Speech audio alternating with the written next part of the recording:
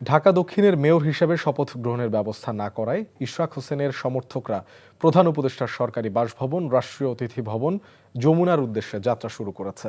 সকাল 10টার পরই তারা দক্ষিণ নগর ভবন থেকে যমুনার উদ্দেশ্যে যাত্রা শুরু করে। এই মুহূর্তে বিক্ষোভকারীরা রাজধানীর মৎস্য ভবন ও কাকরাইল মসজিদের সামনে অবস্থান করছে।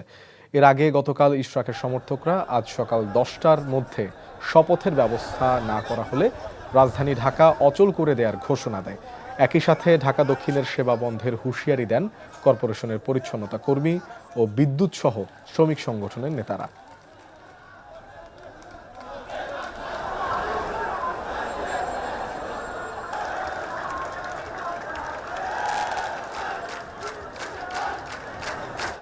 এই ঈদে জামা জুতো অ্যাক্সেসরিজের ডিসকাউন্ট।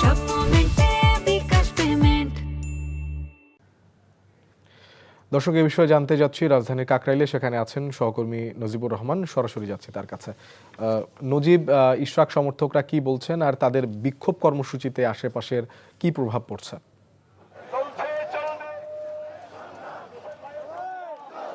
শোভন, বিএনপি নেতা ইঞ্জিনিয়ার ইশরাক হোসেনের মেয়র পদে শপথ নেওয়ার যে দাবি, সেই দাবির যে আন্দোলনটি হয়েছে, সেই আন্দোলনটি কিন্তু আজ ভিন্ন মাত্রা পেয়েছে।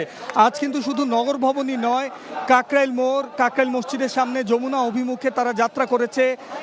তারা মৎস্য ভবনের সামনে, সচিবালয়ের সামনে অবস্থান নিয়েছে। বিপুল সংখ্যক নেতাকর্মীর উপস্থিতি কিন্তু আমরা আজকে দেখতে পাচ্ছি এবং আইন শৃঙ্খলা বাহিনীর সদস্যরা কিন্তু সতর্ক অবস্থানে রয়েছেন। তারা কোনোভাবেই যমুনার অভিমুখে যে যাত্রা রয়েছে সেই যাত্রাটি হতে দিচ্ছে না এবং তারা এখানে আইন শৃঙ্খলা রক্ষায় নিয়োজিত রয়েছেন এবং তারা যে কোনো ধরনের অপ্রীতিকর অবস্থা এড়ানোর জন্য তারা দায়িত্ব পালন করছে। এবং ইশরাকের সমর্থকরা কিন্তু বরাবরের মতো আজও তারা বলছেন যে তাদের যে ন্যায্য দাবি, সেই ন্যায্য দাবি সরকার ষড়যন্ত্রের মাধ্যমে, সরকারের বেশ কিছু উপদেষ্টা এর সঙ্গে জড়িত এবং তাদের কারণে ইশরাকের যেই শপথ, সেই শপথটি আয়োজন করা হচ্ছে না এবং তার প্রতিবাদেই কিন্তু আজ এখানে বিক্ষোভ কর্মসূচি পালন করছে বিএনপি সহ তার অঙ্গ সংগঠনের নেতাকর্মীরা এবং ইশরাকের সমর্থকরা। তারা দাবি করছেন অনতি বিলম্বে ইশরাকের যে শপথ অনুষ্ঠানটি রয়েছে, সেই শপথ অনুষ্ঠানটি আয়োজন করে ইশরাককে যেন ঢাকা দক্ষিণ সিটি কর্পোরেশনের মেয়র পদে অধিষ্ঠ করা হয়। এবং এছাড়া আপনাদেরকে যদি একটু বলে রাখি যে এই বিক্ষোভ সমাবেশগুলো থেকেই কিন্তু স্থানীয় সরকার উপদেষ্টা তার পদত্যাগ দাবিতে বেশ কিছু স্লোগান আমরা দেখেছি সকাল থেকেই। এবং যেটি বলার বিষয় সেটি হচ্ছে নির্বাচন কমিশন গ্যাজেট প্রকাশের প্রায় 24 দিন আজ পেরিয়ে গেছে, আর মাত্র 6 দিন আছে।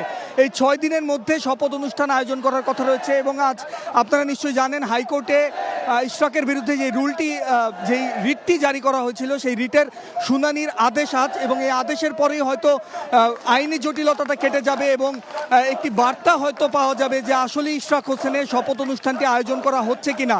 এবং এই বিএনপি সমর্থকরা তারা দাবি করছে আদালতের যাই হোক না কেন তারা এই আন্দোলন চালিয়ে যাবে এবং তারা শুধুমাত্র ইশরাকের শপথ আয়োজনই নয়, তারা আসিফ মাহমুদ এবং মাহফুজের পদত্যাগ চাচ্ছেন এবং তারা দাবি করছেন তাদের জন্যই ইশরাকের এই শপথ অনুষ্ঠানটি আয়োজন করা হচ্ছে, এমন দাবি কিন্তু তারা সকাল থেকে এখানে করছেন।